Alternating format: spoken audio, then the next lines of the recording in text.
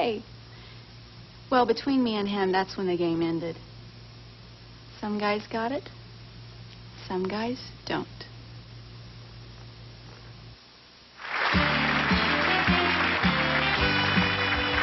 Our hair's all back to normal now, and we're ready to head into outer space. And my mistake at the top of the show, I told you it was Pleiadians. It's Pleiadians. Exactly right. I knew that. Billy's been talking to. Brad Staggs has been talking about UFOs, and he's here today to talk about Billy Meier. Yes, and today it does get a little strange, I will have to admit. Pleiades is the star cluster in the nighttime sky, which can be seen throughout the northern continent. This man, Billy Meier, his full name is Edward Billy Meier. They call him Billy because of his affinity for the Old West in America. He has claimed to have contact with beings from the star cluster known as Pleiades. Now, whether or not you believe that is a different story. But the pictures that he has taken, the things that he has said, and this is a man with only a 6th grade education, and he has come back and brought technical terms from these contact meetings that he's had in the forest in Switzerland. People have driven him to these contact points, and he's come back with very technical information that no one understands how a man with a 6th grade education would know these things. This is probably the most documented case in UFO history, and we will meet the people who have done that. Colonel Wendell Stevens, Tom Welch, and Lee and Britt Elders have conducted this investigation into the Billy Meier case. Now, what you're about to see is a little bit hard to believe, but prepare yourself for this.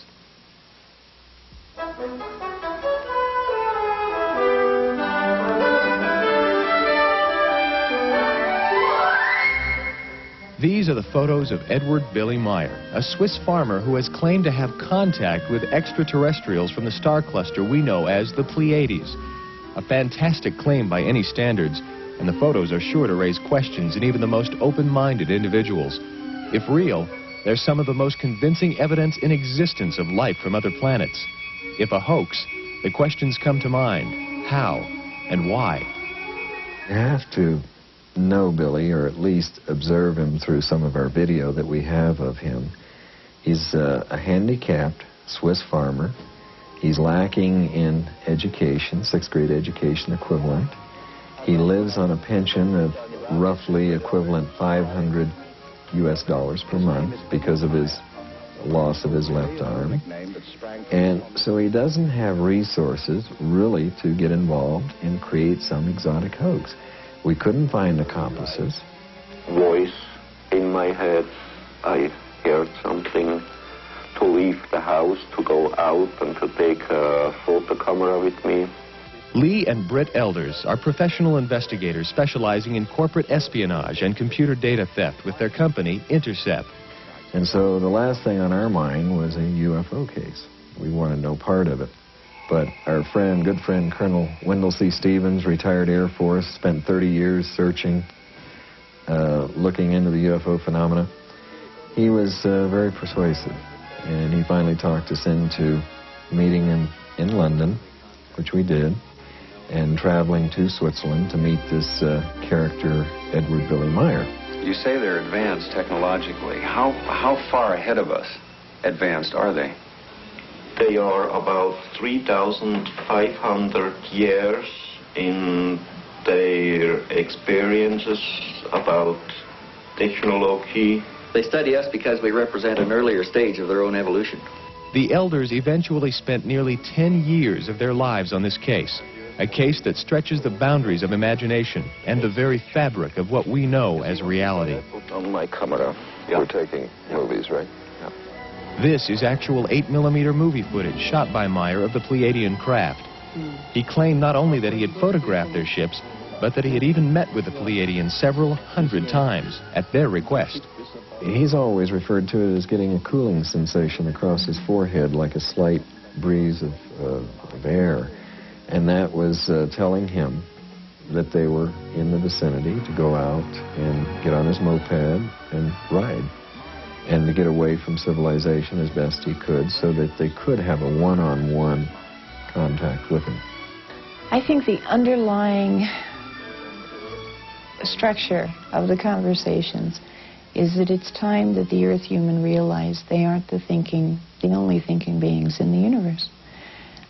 They talked about some scientific information, but nothing in detail. Just little tiny pieces to a great big puzzle. Meier kept a journal of his contacts, writing most of what was said. You call us extraterrestrials or starmen, and you attribute to us superhuman powers, even though you do not know us. Regarding this, we are men like you, but our knowledge and our understanding exceeds yours considerably, especially in the technical field. The messages to Meier made perfect sense and were apparently meant to be shared with the rest of the world. We have to take care of ourselves as a planet because we don't only affect our future, but we affect everything in the universe. And you sat here and talked to her? Yeah, then we was talking here for about 1 hour or 1 hour and a quarter, something like that. The Pleiadians had a game plan for Meier, in one case, to aid the ailing planet Earth. They asked Meier to write a letter to a doctor, Professor McElroy, the University of Harvard, I think it was, and warn him and give him information they were going to give Meier, and that information was on the ozone level. They said that we were in deep trouble, that very few scientists had this information now, but in time they would see the critical situation that exists. Now we're talking 1975, we're talking 15 years ago that he sent this letter. Did not hear anything in return. Last year, we read in the Arizona Republic here where Professor McElroy was leading the expedition of scientists to the North Pole to study the ozone problem. Coincidence? Very possibly. When investigating a case of this nature, all aspects and theories must be considered with equal weight. There is other physical evidence that Meier claims to have received from the visitors, things that may astound you, or at least make you wonder. And tomorrow we will see about the investigation that Lee and Britt and Tom and Colonel Stevens all took part in and tried to disprove Billy Meier at first, and they couldn't. What do you think? I guess that's the big question. If you think you've seen something, do you believe all this? Is this just nonsense? Send us a letter. At the end of the show, we'll give you the address. You could be seeing more of this type of thing. We'd love to investigate it. So if you have some stories you'd like us to investigate, let us know, please. See, my question is, why didn't anybody follow him, Brad? No, they did. They did. And did the other people see things? Yeah, people would take him to the contact points, and he would go off into the forest. And the interesting thing was, on rainy nights, he would go into the forest and come back dry and warm. You are kidding. No. And these are people who had no reason to want to go along with this. If it was a hoax, they had no reason to want to go along with the hoax. Okay.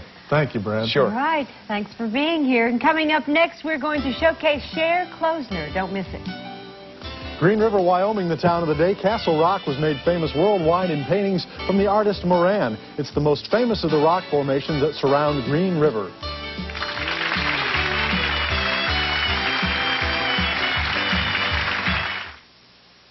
Honey.